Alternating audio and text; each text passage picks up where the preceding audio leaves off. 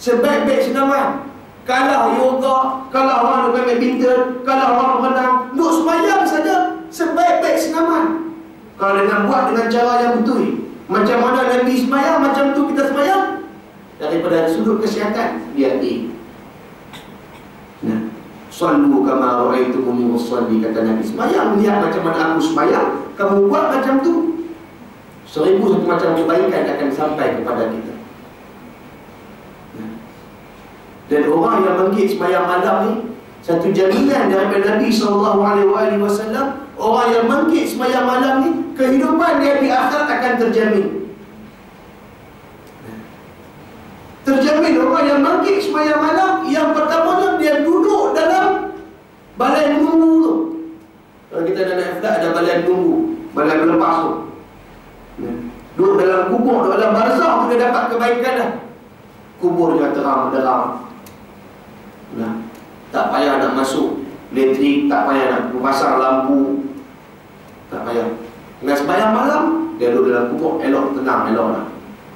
Dan di akhirat dia akan mendapat sebaik-baik ganjaran daripada Allah Subhanahu wa ta'ala. Pasal sembahyang malam ni, bangkit sembahyang malam, kata Imam Ali karamallahu wajhah, sama martabatnya dengan orang yang berjihad. Bangkit sembahyang malam sama martabatnya dengan orang berjihad. Orang berjihad tak ada rasa senang. Nah, macam baru-baru ni sahabat kita di Syria, baru beberapa bulan ni, Abu Muhajir dipanggil oleh Allah Subhanahu wa ta'ala. Begitu juga sebelumnya sahabat-sahabat Indonesia kita yang berjuang di Syria. Allah telah sebut dalam Al-Quran apa? Jangan kamu sangka orang yang mati pada jalan Allah itu mati. Bal ahya'un inda rabbihim, bahkan mereka hidup di sisi Tuhan mereka, dan mereka diberikan rezeki. Mereka tak mati, tapi kita sebut sama ganjarannya dengan orang yang bangun malam dengan mati syahid dengan jihad pada jalan Allah. Sama martabatnya, kata Imam Ali. Bukan senang orang nak pergi jihad, orang yang meninggalkan kesedapan. Kita yang pagi roti canai, nasi lemak, tengah hari nasi campur, petang dengan goreng pisang, kopi, syaki malam tom yam nasi paprik, nah, tengah malam syaki teh lagi. Kita yang dah biasa macam ni, makan pun full course, dah ada dessert, ada main course dia, apa semua ada. Tiba-tiba pergi jihad, makan pun tak tentu halal. Bukan ada orang jual dan kejap mati sarapan pagi, tak ada. Ikut dan. Kita yang duduk di rumah ni, tak cukup dengan spring bed, pakai airbag, tak cukup dengan airbag, water bag lah, dah tilam daripada ayak, isi ayak. Bagus dengan aircon, dengan bantai, tak cukup bantai duduk di kepala, di kaki lagi, tak cukup di kaki celah kangkang lagi. Sedap. Ni tidur di sana, tak kenal dah yang nama bantai, tak kenal dah yang nama selimut. Ikut dan. Ni orang nak serang bukan ada masalah. Kadang-kadang tidur sandak dengan senapang tu saja. Bukan sedap. Sedap lagi kita duduk di Malaysia, sedap lagi kita duduk di rumah. Begitu juga dengan orang bangkit malam. Ketika orang sedang sedap-sedap tidur, dah lena elok waktu malam pun, waktu tidur memang kita nak relax waktu malam. Kita tinggalkan keserangan kita tinggalkan rehat kita sebentar, bangun untuk ingat kepada Allah Subhanahu wa ta'ala. Kita yang meninggalkan kesedapan kita, mengaku ubudiyah kita kepada Allah, takkan Allah Ta'ala nak tolak doa kita. Pasal itu ada hadis 1/3 malam yang terakhir Allah Ta'ala turun ke langit dunia, seraya berkata, siapakah yang minta ampun kepada aku pada waktu ini, akan aku ampunkan dosa dia. Sepertiga malam dia orang bangkit sembahyang malam, bangkit ibadah waktu malam, minta ampun kepada Allah, minta ampun, nescaya Allah Ta'ala ampun. Dan apa yang mereka minta, adakah orang yang minta pada aku pada waktu ini, pada aku pada waktu ini, akan kuberikan permintaan mereka. Minta kepada Allah, maka Allah akan penuhi permintaan mereka. Allah akan kabulkan permintaan mereka. Allah kata tidak akan akan mensia-siakan permintaan orang yang bangkit pada waktu malam. Jadi dengan sembahyang malam saja, banyak kebaikan yang kita dapat. Sama ada kebaikan tersebut kebaikan hissi ataupun ma'nawi, tetap ada kebaikan buat kita. Cuma daripada segi mata kita, Allah bangkit malam ni, besok nak pergi raja, betul, takut mengantuk. Itu pandangan mata kita. Ya, pandangan mata kita. Cuba buat tengok. Mengantuk tak mengantuk? Malam ni cuba buat Qiyamul-Lail. Besok tengok. Sembahyang tak payah banyak. Bangkit sembahyang tahajud 2 rakaat, lepas tu tidur balik. Mengantuk tak besok? Bukan banyak. Fatahajjat bihi nafilatan. Bangun sembahyang tahajud, sembahyang sunat 2 rakaat. Takkan besok nak muak sepanjang hari. Takkan dengan sebab sembahyang malam 2 rakaat, besok mengantuk tak boleh pergi kerja. Kita saja dari segi mata kita, dari segi fikiran kita, Allah, besok nak kerja ni, kalau bangkit sembahyang malam ni sekali besok mengantuk, besok letih. Tambah pula besok ada gotong royong pula kat surau. Nah, macam-macam. Itu daripada pandangan kita. Tapi daripada pandangan Allah, pandangan Islam dah, abwaabul khair akan terbuka seluas-luasnya pada mereka yang bangkit pada waktu malam. Jadi cukup 2/4 daripada hadis, separuh daripada hadis kita baca ni. Mudah-mudahan ada manfaatnya kepada kita. Mudah-mudahan bertambah keimanan kita kepada Allah Subhanahu wa ta'ala dan dapat beramal seperti mana yang dituntut oleh hadis, sehingga kita ini dimasukkan oleh Allah ke dalam syurga dan dibebaskan oleh Allah daripada api neraka. Kita minta kepada Allah kekuatan tersebut. La haula wa la quwwata illa billah. Tidak ada daya, tak ada upaya melainkan daripada Allah Subhanahu wa ta'ala. Nah, ini kadang-kadang orang cerdik, masalah juga. Ustaz-ustaz masalah juga. Dia ceramah, balik-balik pukul 3, balik pukul 4, mengantuk. Tidur-tidur kata tak sedap. Dengar azan subuh tak larat nak bangkit. Dengar as-salatu khairun minan naum, semayang tu lebih baik daripada tidur. La haula wala, tak ada daya upaya nak bangkit. Sedih kan?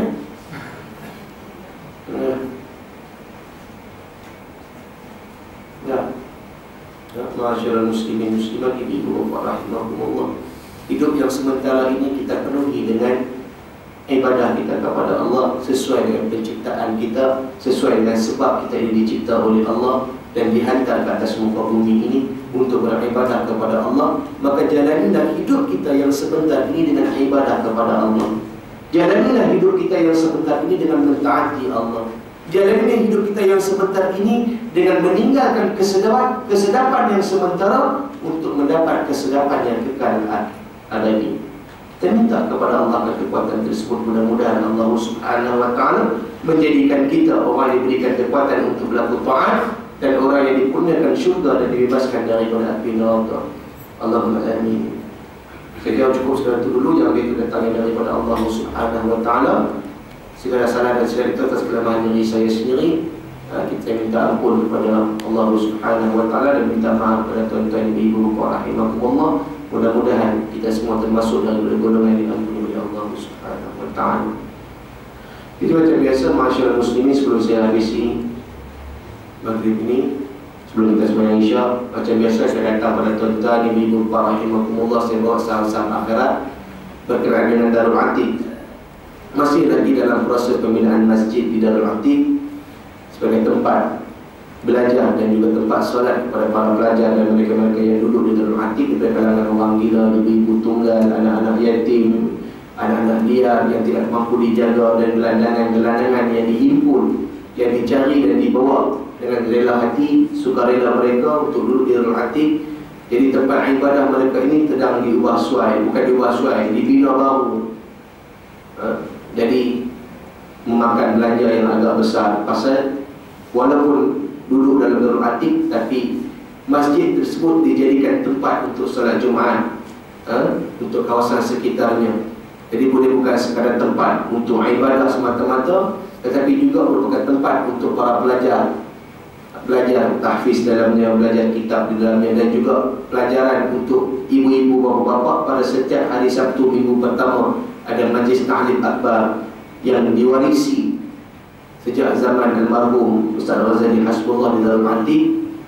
Jadi tempat belajar merupakan khairat kita, kebaikan buat kita. Nah, sumbanglah sedikit, tak banyak, sedikit kita sumbang. Mudah-mudahan dengan sumbangan kita itu boleh beli sekeping batu bata pun jadilah. Mudah-mudahan ia akan menjadi jariah buat kita untuk tanda keimanan kita kepada Allah. Kita nak beriman kepada Allah, nak berlaku taat kepada Allah, bukan dengan tubuh badan kita saja, bahkan kita nak berlaku taat kepada Allah dengan renta kita, dengan apa yang kita sukai. Jadi saya menyeru pada tuan-tuan ibu-ibu para rahimahumullah yang berlapangan dari rezeki untuk buat sedekah, untuk sumbang, untuk derma, nak wakaf, nak bayar zakat atau apa saja nambah yang sekalipun untuk tujuan tersebut, amatlah diadu-adukan.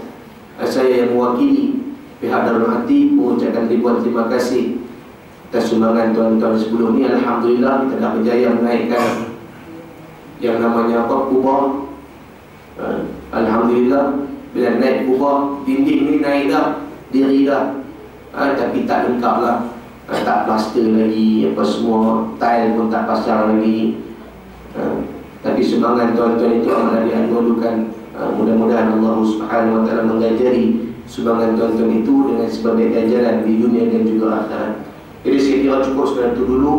Aku qouli hadza, astaghfirullahalazim wa lakum wa li sairil muslimin wal muslimat fastaghfiruh innahu wal ghafurur rahim. Kita tutup dengan bacaan tasbih kifarah suratul Hasr sedikit doa. Subhanakallahumma bihamdika nashhadu an la ilaha illa anta nastaghfiruka wa natubu ilaik. Bismillahirrahmanirrahim. Wal 'asri innal insana lafi khusr ila alladhina amanu wa 'amilus shalihat wa tawassaw bil haqq wa tawassaw bis sabr. Na'udzu billahi minasyaitonir rajim. Bismillahirrahmanirrahim. Alhamdulillahirabbil alamin wassalatu wassalamu ala rasulil amin wa ala alihi wa sahbihi ajmain. Allahumma jam'alna jam'an marhuma wa tafarraqa min ba'di tafarraqa ma'suma wa la takun fina wa la lana min syaqi wal mudhil wal mahruma. Rabbana zalamna anfusana wa illam taghfir lana wa tarhamna lanakunanna minal khasirin. Allahumma arina al-haqqa haqqan warzuqna ittiba'ah wa arina al-batila batilan warzuqna ijtinabah. Allahumma ij'alna minal mustami'ina qawlan wa yattabi'una ahsana.